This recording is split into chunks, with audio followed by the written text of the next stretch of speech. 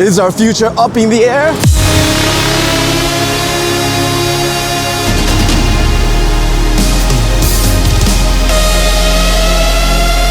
And are we finally on the cusp of the flying car revolution we had all been promised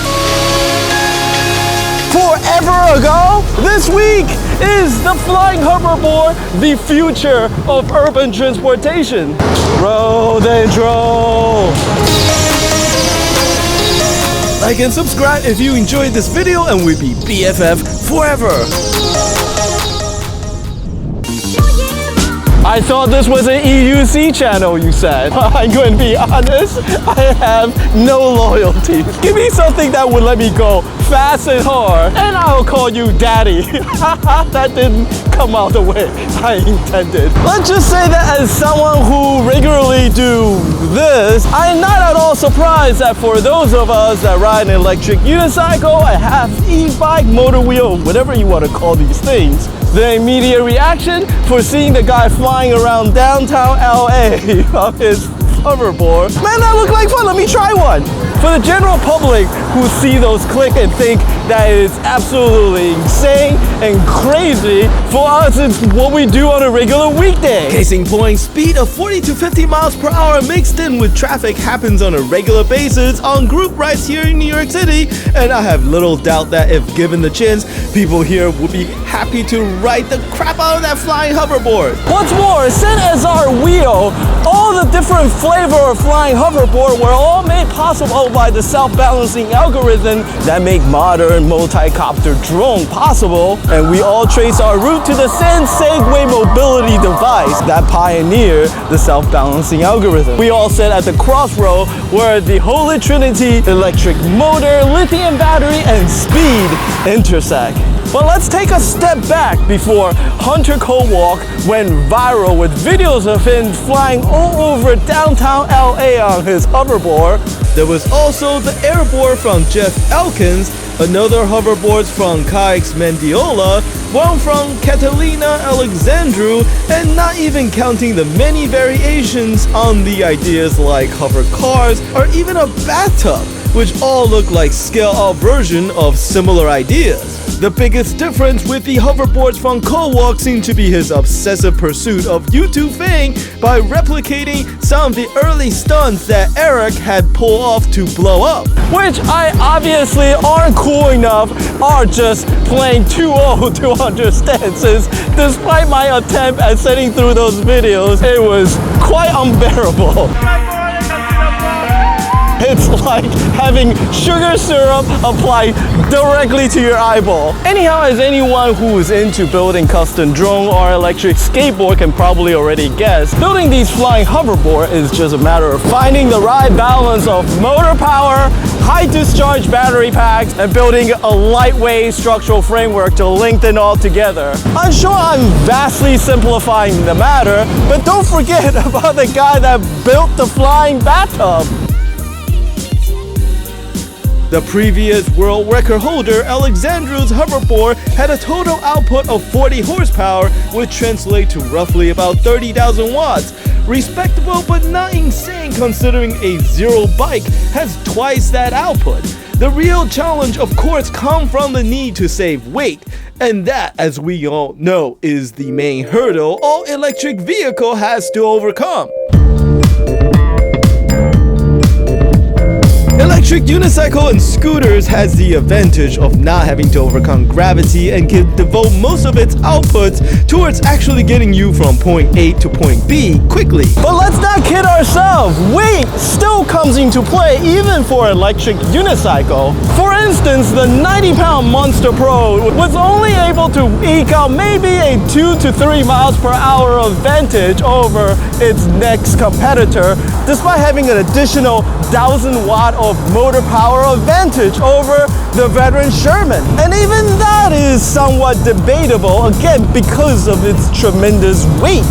Now, none of the flying hoverboard builder have been willing to share specification on their ride. However, based on the video I've seen so far, none of them are able to go either very far or very fast. Most have flight times that max out in a matter of minutes. Unsurprising, since I imagine that most of the amp coming out of those high discharge cells is likely devoted to just overcoming gravity. And there's likely very little left to actually move you side to side. No, you're not going to be commuting on a hoverboard anytime soon. The weight to energy density limitation on the current lithium battery technology simply does not allow the multi-copter design to be scaled up in any practical or halfway functional way. There are of course other ways that you can attempt to overcome the energy density limitation, like better design and engineering in the hope of improving your overall efficiency, like the guys with copter packs seem to be attempting. With larger blades, more powerful motor, and skinnier pilots.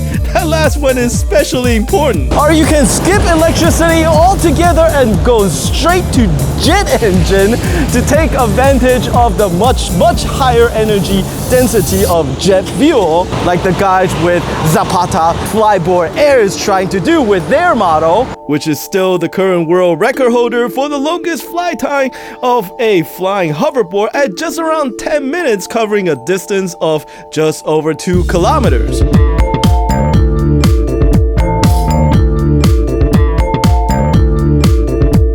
The primary problem all these flying devices face, including the flying car, isn't that of engineering or even material or battery science, but rather something a lot less exciting and much more mundane. And by that, I mean infrastructure. Simply, where would you even go even if you had a working and long-range flying hoverboard? For instance, Times Square, heart of New York City. Likely one of the more interesting spots in the world, I say. But if you look around, you notice that most, actually all of the interesting things that you can see and do are all on the ground. As a matter of fact, with the density of the crowd, I say that it'd be even hard for you to find a spot to land with your 10 whirling blades of death. There is also the problem of the many things like wiring, signage, and traffic signals that will pose considerable hazard to someone who's actually trying to fly through this area. For a good reason, because again, well, none of us can fly and the city is simply not designed nor built to accommodate that kind of traffic. My guess of the best you can do with any sort of flying devices is to simply hop from spot to spot, taking advantage of any open spaces you can find for landing or takeoff. But by doing so, you're also missing out on the spontaneity of the experience of traveling through a city, which is really what makes the experience so very interesting. And if you get out of the urban areas to the countryside where there are less constraints and things to get in your way, then the vertical takeoff capabilities of the multi-copter hoverboard design become a bit less compelling. May as well just go with something like a paramotor, which does come in electric varieties and have flight time of hours rather than minutes. But just for fun, what would having the appropriate and air-friendly infrastructure actually look like? There was this scene in The Fifth Element I always loved with Bruce Willis' character Corbin Dallas having lunch at what appears to be a Cantonese-style noodle bar, complete with hung roast duck and sausages.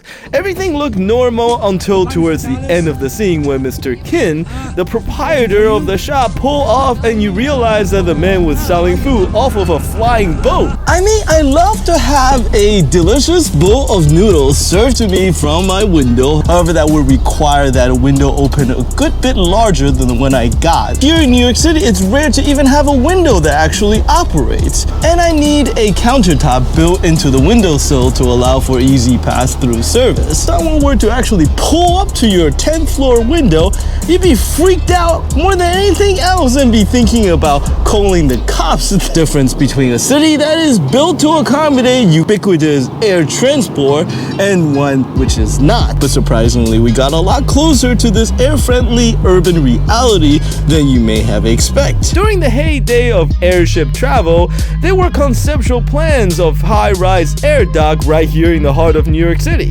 There were rumors of the Eagle Head cornice piece on the Chrysler Building acting as a bridge to airships, and the developer of the Empire State Building went even further by considering and testing its tip as a mooring mast.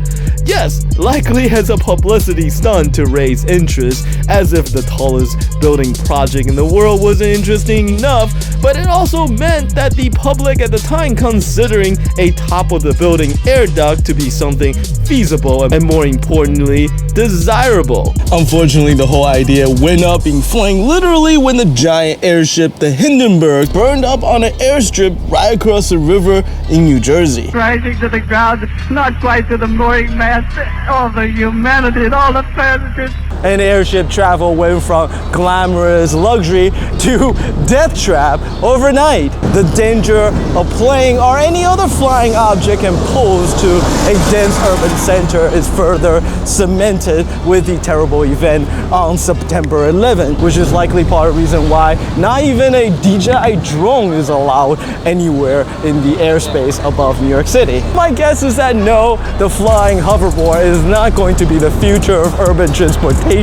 Regardless how much engineering, technology, battery chemistry improves, since its flaw actually doesn't have anything to do with flight time, speed, reliability, or even safety. For that idea to be viable, we would need a very different kind of city. And although there are still places in the world where new cities are being built, I have to confess that I'm rather attached to the one I got, although it does stink a little bit from time to time. I have heard a lot of grumbling on how the United States had lost its competitive edge due to its aging and crumbling infrastructure and inability to build new ones because of the much higher cost of building new here. I even saw whole videos about how billions and billions of dollars the government spent just on the planning and starting of a single high-speed railway corridor between San Francisco and LA. You ask me, the EUC is the perfect example of how you can utilize technology to leverage existing infrastructure for much greater speed and efficiencies. I'm not even saying that the multi-rotor hoverboard design don't work. It is actually an amazing showcase of the potential energy output you can pull out of a modern high discharge lithium battery-based power system. I'm sure it's just a matter of time before we see something else that would completely blow our mind.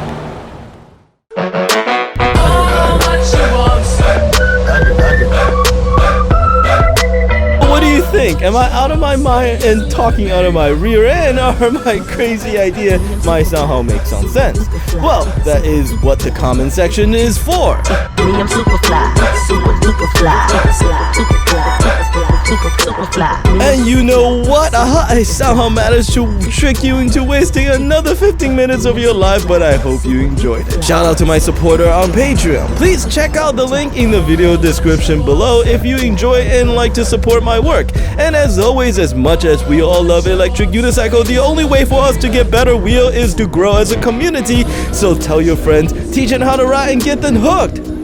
Until the next video, thank you. Beep beep, who got the keys? Got the Jeep. Who got the keys? Got the Jeep. Who got the keys to the Jeep? Jeep Jeep to the Jeep to the Jeep to the Jeep. I'm driving to the beach. Beep beep, who got the keys? Got the Jeep. Who got the keys? Got the Jeep. Who got the keys to the Jeep? Jeep Jeep to the Jeep to the Jeep to the Jeep. I'm driving to the beach. Top down, loud sound, see my pounds. Give them pounds now. Look,